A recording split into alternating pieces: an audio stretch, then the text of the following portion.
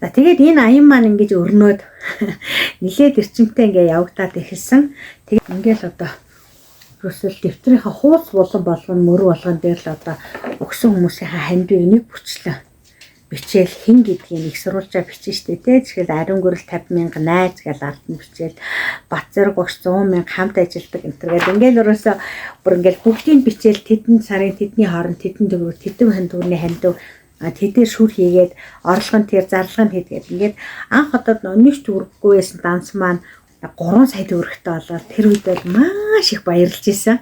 За үнэхээр болох юм байх шүү. Нөгөө 21 сая төгрөг чинь зүгээр чэйжэнд багтаал ороод ирсэн. За ингээл зуны амралтаар хүүхдээ аваад үнэхээр би имчилгээндээ явж чадах юм байна да гэд. Ингээл баярлал зөвхөн ингээд шүрээ илхээл ингээд байж исэн. Тэгэл энэ хооронд ч ингээд хандууд ч хүмүүс өгөөлээсэн. Дээр нь одоо би бас охиноо дагуулаад өвөр Монгол имлэг.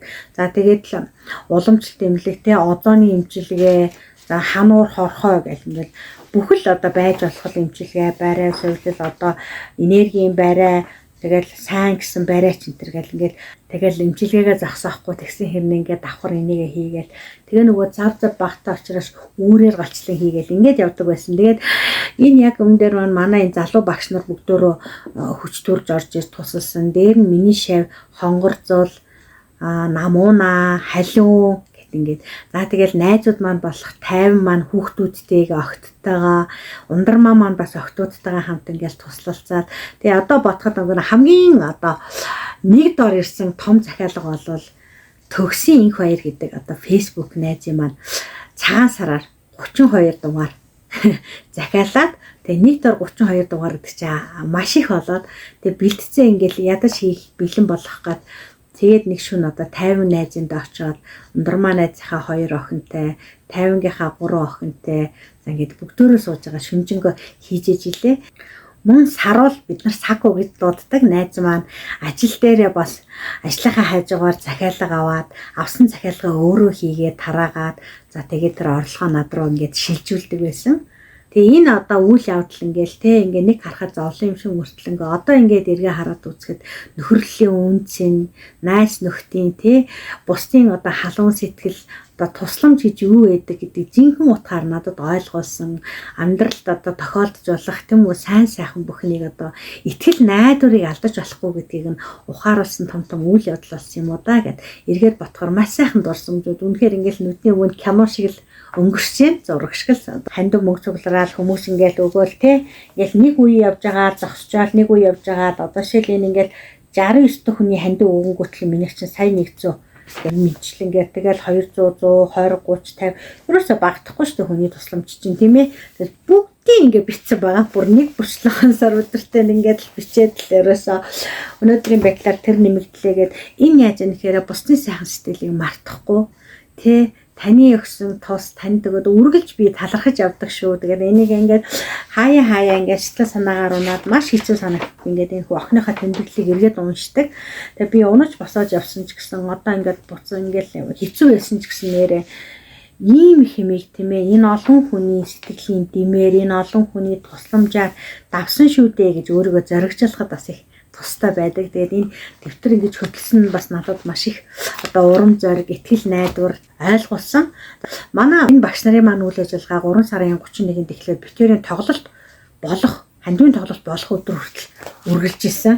Манай энэ багш нар ийм видео контент бэлдэж өгөхөөс гадна бас нөгөө телевизийн мэдээ тэ Монгол телевизийн өглөө хөтөлбөр энтерт ороод гарахад нөгөө хүмүүс нь ямар сайхан өдрөг гоё сэтгэлтэй ээж вэ баяр хүргэе бид нар ч гэсэн хандив өгье гэл ингээд ерөөсөө алхан тутамдаа тийм хүмүүсийн сайхан хүмүүсийн урмын үгээр итгэгдэж бас явж исэн.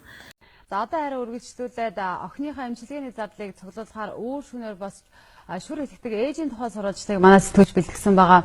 Сар гаруй хугацаанд шүрээр утасны дугаар хэлэхэд 2 сая гаруй төгрөг цуглуулсан байна. Энэ сурвалжлагыг одоо үзүүлье.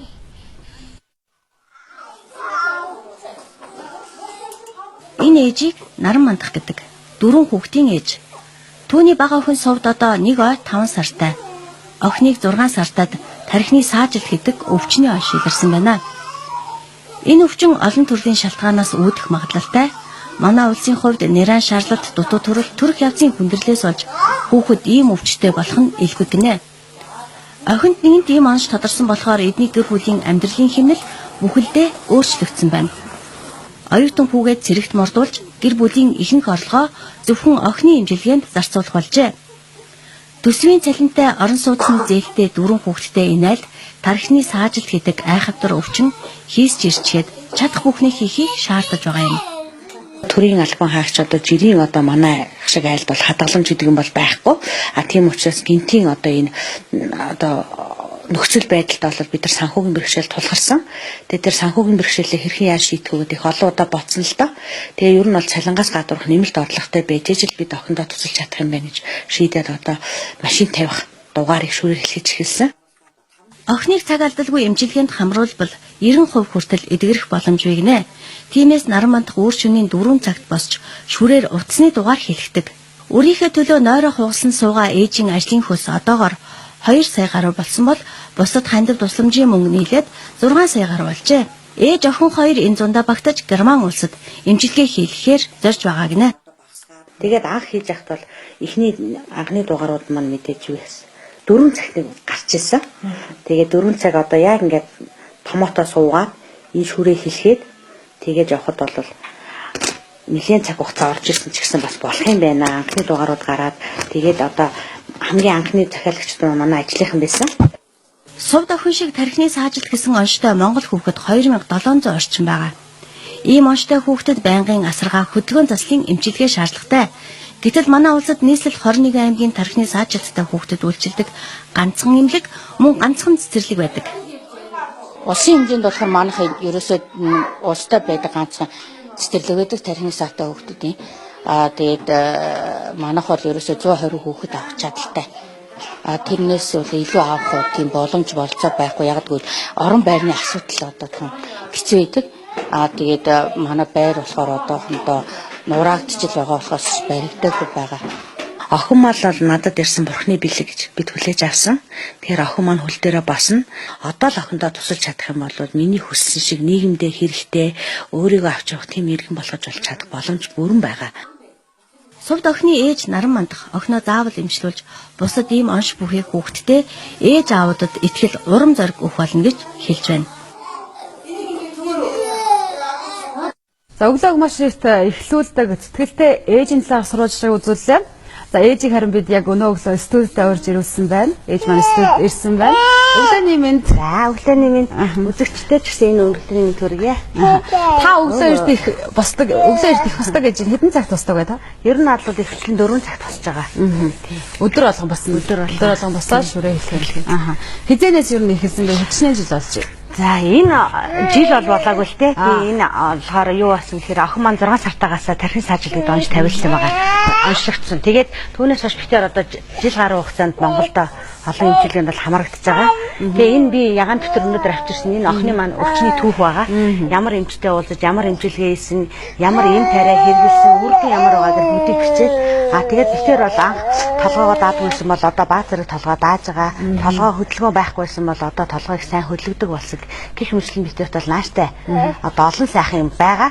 Тэгээд энийгээ улам сайжруулад 2 наснаас нь өмнө бүрэн онцлогдуулаад тий оншин бүх сайн тогтоогоод бол битэрт бас эдгэрэлтийн хувь бол их өндөр байх боломжтой. Сайн сурвалжлаас үзлээ. Тэгээд 90% гэж байна. Тийм. Гэхдээ 90% гэдэг бол бас яг манай хүүхдүүд бол биш л дээ. Энэ ерөнхийдөө энэ өвчнөд байгаа. Энэ өвчнөд. Тэгээд яг хөөхөр манай хүүхд бол бас энэ өвчний бас хүнд хэлбэрийн нэг баг. Гэхдээ яг одоо бол эмчнэр яг тодорхой юу гаргахад бол хэцүү гэж байгаа. Арай баг байна гээд. Тийм. Одоо хэлбэр ямар тэгээд битэр одоо энэ талаар их сайн гээд судлаад Герман улсад очиж одоо бүрэн онцлогоонд орох гэдэг юм. Тэр онцлогоонд орсноор бид тэр 2 дахь хүндрэлүүд бидэрт юу байна? Тэ бусад хүндрэлүүд гарах нь үгүй юу? Тэгээд одоо хөгжилтэй орнуудад бас саажилтын бас нэг төрлийн эмчилгээ болсон үүдл хийсэн. Эмчилгээнд тохирох уу, үрдэн өөх үгүй юу гэдгийг л мэдэх зорилгоор л энэ мөнгийг хоригдлуулж тэгээд явах санаатаагаар шүр хэлхийж эхэлсэн. Тэгээд шүр хэлэхэд одоо 2 сар болж байна. Тадтай бол 2 сар богино бас нэг тийм олон жил мөлийн хугацаа болж гэхдээ бол та бас амжилттай. Тий, амжилттай. Тэгээд энэ бол яг манай хамт олон найз нөхөд тэгээд сайхан сэтгэлтэй ард түмний маань бас туслах дэмжлэгээ тэднийхээ захиалгын дагуу бид тэр одоо бас энэ захиалгаа хийгээд өөрсдийнхөө зорилгот хүрэх тодорхой хоримтлоо бас яг биелүүлж чадж байгаа. А гэхдээ би багш хүн тэгээд зуны 3 сар амардаг. Тэгэхээр энэ саажилт гэдэг өвчин өөрөө их урт хугацааны эмчилгээ шаарддаг өвчин л дөө. Тогтмол. Тэгээд бид нар 103 сар амардаг. Тэгэхээр энэ 3 сарын амралтаа үр дүнтэй өнгөрөөгөөд охиндоо нэг шат ч гэсэн агсын эмчилгээ үзүүлэе гэж ингэ зорж байгаа юм. Тэгээд би 3 сарын хугацаанд шүр хэлэхэд бас тодорхой хэмжээний зардал олох байх гэж бодож ирсэн. Нөгөө бас тийм ч хурдан бол мөнгө маань хоригдлохгүй байна. Тэгээ одоо яасан гэхээр латив сан санаачлаад бидээ хандийн тоглолт хийж өгөхөр болсон. Тэгээ эх сарын 25 жуби паст 19 цагаас болох тоглолтондоо бас ард түмнийгээ олж үзээрэй, бит хоёрыг дэмжээрэй. Бит хоёрын мөрөөдөлт бас нэг ч гэсэн алхам ойртуулж өгөөсэй гэж хүсэж байгаа юм. Тэгэхээр өнөөдөр бас энэ тоглолтын билетээ аваад ирсэн. Тэгээ тоглолт маань зүрхний битгүүн сууд нэртэйгээр тэгээ UB пассын концерт их. Тэгэхээр би яг ойлгоод байна л да. Одоо ингээд та 25 сая төгрөг эхлээд хэрэгтэй гэж энэ бол гэхдээ эмчилгээний зардал оншилгооны зардал. Бүрэн оншилгооны зардал тий. Тэгэхээр бүрэн оншилгоонд ороод тэгээд тэгэхээр үүдл хийсийнхаа эмчилгээнд тохирох эс тохирохоо бас шийдвэрлэхэд хэрэгтэй. Герман улс руу явж Герман улс руу тий.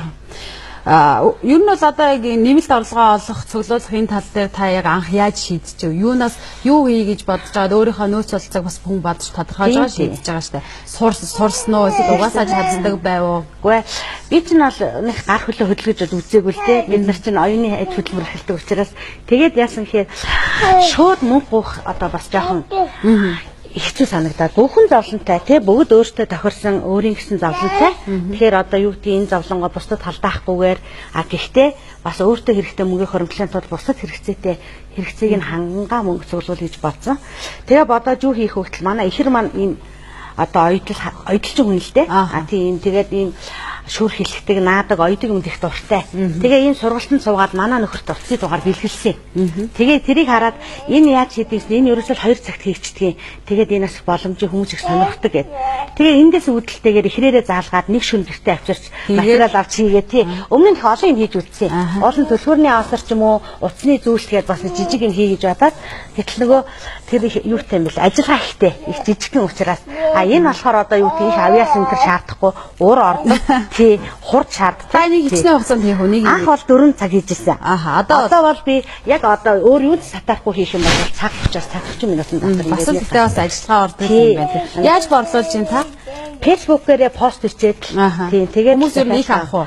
Ер нь яг нэг сайхан юм авсан хүмүүсээс дахиж дамжиж ингэж дахиад их орж ирж байгаа. Цаашаа би ингээд түгээгээд явдаг юм шүү дээ. Тэгээд зурган дээр харснаасаа өөр юм байна. Гоё юм байна гэж захиалаад байгаа тийм. Би бол одоо тантай харилцаач бодож ин л да хүнээс гоохгүйгээр өөрөө бас боломж нөхцөлөө ашиглаад ингээд хүүхдээгээ эмчилгээний зардлыг цуглуулах гад одоо зүтгэж байгаа зүтгэлтэй ээж та тэгээ бас өглөө эрт босдог хүнийхээ хувьд манай өглөөний бидэнд өргөцсөн юм чинь өглөө эрт эхлүүлэхийн сайхан нь юу ийм зүтгэлтэй чармаалттай байж амжилтанд хүрэх бас боломж залуучуудад байгаа талаар бас нэг сайхан үг хэлээж тэгээ хоёулаа ярилцах юм байна. Тэгэхээр энэ ийм өвчтөе хөлт бол өнөөдөр Монголд маш олон байгаа. Тийм. Тэгэхээр ээж болгоны зүрхэнд хүүхдээ идэх гэсэн хүсэлчийн хүсэлгүй тэд хэн олон юм бодож байдаг өдөр болгон арга илэрхийлээд тэгэхээр зэрэг нь бас ийм аргаарч болсон оролдоод үзээрэй. Одоо би жишээ нь их залуу хүн бол биш шүү дээ тий. Гэхдээ бас хөгшин хүн биш. Тийм тэгэхээр надад одоо юу гэх юм би эрүүл байна. Миний хөл гар хөдөлж байна.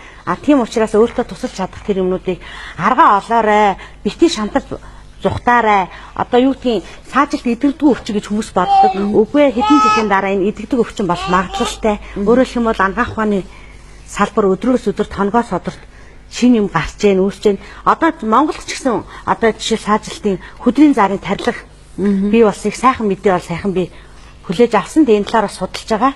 Тэгээ энэ талаар судлаад энэ хэмжүүлгээ хийлгэхэд битээр нөгөө яг юунаас үүдэлтэй энэ саажилт бий болсон юм бэ гэдгээ тогтоож ижил энэ имчилгээний үр дүн гарах хэрэгтэй. Тийм учраас л онцлогоо авах гэж л ингэж хэлцээгээд байгаа. Тэгээ ээжүүд маань боломж бүгд өгд юм шүү. Нэг боломжийн цаана нөгөө боломж заавал нуугдж яадаг. Тэгэхээр өнөөдрийн боломжоор бити бүх юмаа хязгаарлаарай гэж хэлээ да. За баярлалаа танд өглөө бас бидэнтэй одоо ирж бидний урилгыг хүлээж авч студид ирсэн та хоёр л одоо эндээс гараад цэцэрлэгтээ явна. Алхандаа явна. Аль байсан алхандаа явна. За баярлалаа. Тэгэхээр зүрхний бяцхан сул тоглолтын хувьд бол 2016 оны 4-р сарын 25-нд 19 цагаас UB Past одоо болох юм байна. Үзэгчдээс энэ тоглолтыг очиж үзэн ухаа гэдэг итгэлтэй